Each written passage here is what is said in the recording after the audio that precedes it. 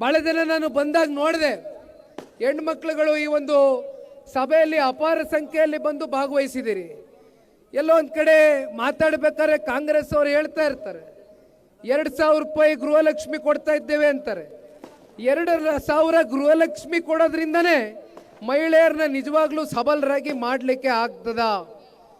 ಇಲ್ಲಿಯವರೆಗೂ ದೊಡ್ಡಬಳ್ಳಾಪುರದಲ್ಲೇ ತಾವು ಹೇಳಬೇಕು. ಯಾಕೆಂದರೆ ದೊಡ್ಡಬಳ್ಳಾಪುರ ಅಂದರೆ ಇವತ್ತು ಹೆಚ್ಚು ಕಮ್ಮಿ ಬೆಂಗಳೂರು ನಗರಕ್ಕೆ ಸೇರೋಗ್ಬಿಟ್ಟಿದೆ. ಇದೇನು ಬೆಂಗಳೂರು ಬಿಟ್ಟೋಗಿರ್ತಕ್ಕಂಥ ಕ್ಷೇತ್ರ ಏನಲ್ಲ, ಭಾಳ ವಿಸ್ತಾರವಾಗಿ ಬೆಳೆದಿದೆ. ಆದರೆ ಇಂಥ ವಿಸ್ತಾರವಾಗಿ ಬೆಳೆದಿರ್ತಕ್ಕಂಥ ಈ ಒಂದು ದೊಡ್ಡಬಳ್ಳಾಪುರ ಕ್ಷೇತ್ರದಲ್ಲಿ ಇಲ್ಲಿಯವರೆಗೂ ಯಾವುದಾದ್ರೂ ಕೈಗಾರಿಕೆಗಳನ್ನ ಸ್ಥಾಪನೆ ಮಾಡ್ತಕ್ಕಂಥದ್ದಕ್ಕಾಗಲಿ ಅಥವಾ ಯಾವುದಾದ್ರೂ ನೀರಾವರಿ ಯೋಜನೆಯನ್ನು ಕಾರ್ಯರೂಪಕ್ಕೆ ತಗೊಂಡು ಬರ್ತಕ್ಕಂಥದ್ದಕ್ಕಾಗಲಿ ಸರ್ಕಾರ ಇಲ್ಲಿಯವರೆಗೂ ಯಾವುದಾದ್ರೂ 10 ರೂಪಾಯಿ ಬಿಡುಗಾಸಿ ಇವತ್ತೇನಾದರೂ ಕೊಟ್ಟಿದೆಯಾ? ಎಲ್ಲೋದ್ರೂ ಕೂಡ ಇವತ್ತು ಉದ್ಯೋಗದ ಸಮಸ್ಯೆ ಎದ್ದು ಕಾಣ್ತಾ ಇದೆ. ಇಲ್ಲಿ ಭಾಳ ಜನ ಯುವಕರು ಬಂದಿದ್ದಾರೆ, ರೈತರ ಮಕ್ಕಳು, ಮಧ್ಯಮದ ವರ್ಗದ ಮಕ್ಕಳು, ಹಿಂದುಳಿದಿರ್ತಕ್ಕಂಥ ಮಧ್ಯಮದ ವರ್ಗದ ಮಕ್ಕಳು ಎಲ್ಲರೂ ಕೂಡ ಓದಿದ್ದಾರೆ.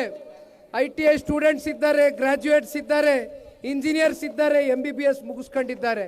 ಆದರೆ ವಿಪರ್ಯಾಸ ಏನಪ್ಪ ಅಂದರೆ ದುಡಿತಕ್ಕಂಥ ಸ್ವಾಭಿಮಾನದಿಂದ ದುಡಿಯುವಂಥ ಕೈಗಳಿಗೆ ಇವತ್ತು ಕೆಲಸ ಕೊಡಲಿಕ್ಕೆ ಈ ರಾಜ್ಯ ಸರ್ಕಾರದ ಕೈನಲ್ಲಿ ಇಲ್ಲಿಯವರೆಗೂ ಕೂಡ ಆಗಿಲ್ಲ. ರಾಜ್ಯ ಸರ್ಕಾರಕ್ಕೆ ಕಾಟಾಚಾರಕ್ಕೆ ಉದ್ಯೋಗ ಮೇಳವನ್ನು ಮಾಡ್ತಾರೆ. ಆ ಉದ್ಯೋಗ ಮೇಳದಲ್ಲಿ ಎಷ್ಟು ಉದ್ಯೋಗವನ್ನು ಇವತ್ತು ಉದ್ಯೋಗ ಇಲ್ಲದೆ ಇರ್ತಕ್ಕಂಥ ನಮ್ಮ ಯುವಕರಿಗೆ ಕಲ್ಪಿಸಿದ್ದೀರಾ ಅಂತಕ್ಕಂಥದ್ದನ್ನ ನಾವು ನೀವೆಲ್ಲರೂ ಪ್ರಶ್ನೆ ಮಾಡಬೇಕಾಗ್ತದೆ.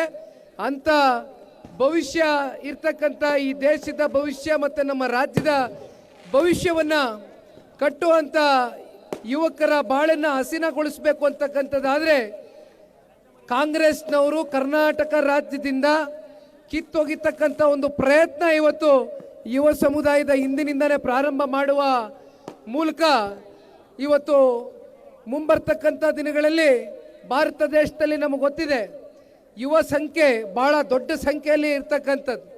ನಾವು ನೋಡ್ತಾ ಇದ್ದೇವೆ ಅಕ್ಕಪಕ್ಕ ದಕ್ಷಿಣ ಭಾರತದ ಕೆಲವೊಂದಷ್ಟು ಫಲಿತಾಂಶದ ಬಗ್ಗೆ ಇವತ್ತು ಇಡೀ ದೇಶವ್ಯಾಪಿ ಚರ್ಚೆ ಆಗ್ತಾ ಇದೆ.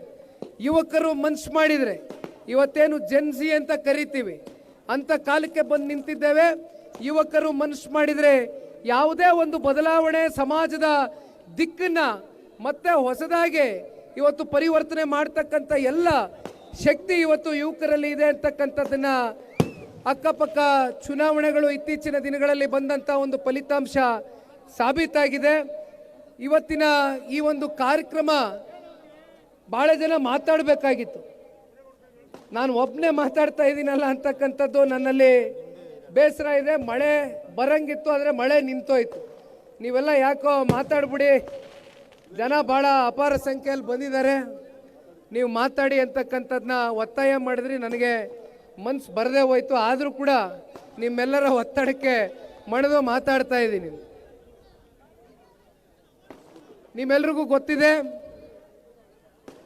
ಕಳೆದ 2024ರ ಲೋಕಸಭಾ ಚುನಾವಣೆಯ ಸಂದರ್ಭದಲ್ಲಿ ಜನತಾದಳ ಪಕ್ಷ ಇಂದಿನ ನಮ್ಮ ಮಿತ್ರ ಪಕ್ಷವಾಗಿರ್ತಕ್ಕಂಥ ಭಾರತೀಯ ಜನತಾ ಪಾರ್ಟಿಯ ಜೊತೆಯಲ್ಲಿ ಕೈಯನ್ನು ಜೋಡಿಸಿದ್ದು ಪಕ್ಷದ ವರಿಷ್ಠರು, ಮಾಜಿ ಪ್ರಧಾನಮಂತ್ರಿಗಳು, ದೇಶದ ಗೌರವಾನ್ವಿತ ಪ್ರಧಾನಮಂತ್ರಿಗಳ ವಿಕಸ ಭಾರತವನ್ನು 2047ರ ಗಡಿಯಲ್ಲಿ ಭಾರತ ದೇಶವನ್ನು ಅತಿ ದೊಡ್ಡ ಆರ್ಥಿಕ ದೇಶವಾಗಿ ಪರಿವರ್ತನೆಗೊಳಿಸಬೇಕು ಅಂತಕ್ಕಂಥ ಅವರಲ್ಲಿ ಇರ್ತಕ್ಕಂಥ ಒಂದು ಆತ್ಮವಿಶ್ವಾಸ ಏನಿದೆ, ಕಳೆದ 11 ವರ್ಷದಲ್ಲಿ ದೇಶದ ಪ್ರಧಾನಮಂತ್ರಿಗಳು ದೇಶಕ್ಕೆ ಕೊಟ್ಟಿರ್ತಕ್ಕಂಥ ಕೊಡುಗೆಗಳು, ಅವರ ಸಾಧನೆಗಳು ನಿಜಕ್ಕೂ ಕೂಡ ಅಸ್ಮರಣೀಯ.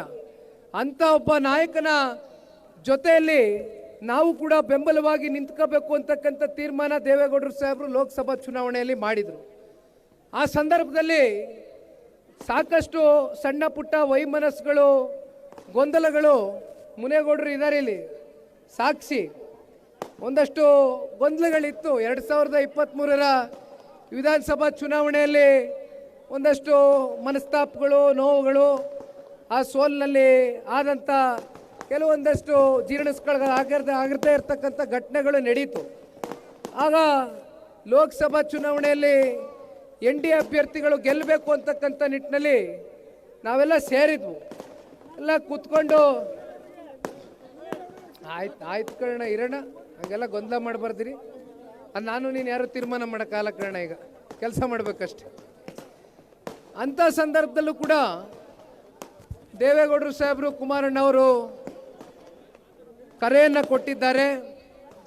ಏನೇ 2023ರ ಕೈ ಘಟನೆಗಳಿದ್ರೂ ಕೂಡ ಅದನ್ನೆಲ್ಲ ಮರೆತು ಈ ಲೋಕಸಭಾ ಚುನಾವಣೆಯಲ್ಲಿ ನಾವೆಲ್ಲರೂ ಕೂಡ ಒಗ್ಗಟ್ಟಾಗಿ ಕೆಲಸ ಮಾಡಬೇಕು ಅಂತಕ್ಕಂಥ ನಿಟ್ಟಿನಲ್ಲಿ ತಗೊಂಡಂಥ ತೀರ್ಮಾನಗಳು ಇವತ್ತೇನು ಚಿಕ್ಕಬಳ್ಳಾಪುರದಲ್ಲಿ ನಾವು ಒಂದು MP ನೋಡಲಿಕ್ಕೆ ಸಾಧ್ಯ ಆಗಿದೆ. ಅದಕ್ಕೆ ನಿಮ್ಮೆಲ್ಲರ 25,000 ಲೀಡನ್ನು ಕೂಡ ಕ್ಷೇತ್ರದಲ್ಲಿ ಕೊಟ್ಟಿರ್ತಕ್ಕಂಥದ್ದು ತಾವೇನು ಹೇಳ್ತಾ ಇದ್ದೀರಿ, ಈ ರೀತಿ ನೀವು ಕೂಡ ಹಲವಾರು ತ್ಯಾಗಗಳು ಈ ಭಾಗದಲ್ಲಿ ಕ್ಷೇತ್ರದ ನಾಯಕರುಗಳು ಮುಖಂಡರುಗಳು ಮಾಡಿದ್ದೀರಿ.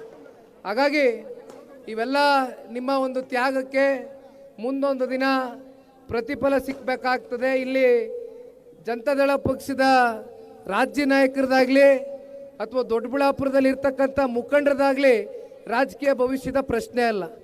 ಇಲ್ಲಿ ಪ್ರಶ್ನೆ ಇರ್ತಕ್ಕಂಥದ್ದು ದೊಡ್ಡಬಳ್ಳಾಪುರ ಕ್ಷೇತ್ರದ ಕಾರ್ಯಕರ್ತರ ಮುಂದಿನ ಭವಿಷ್ಯದ ಪ್ರಶ್ನೆ.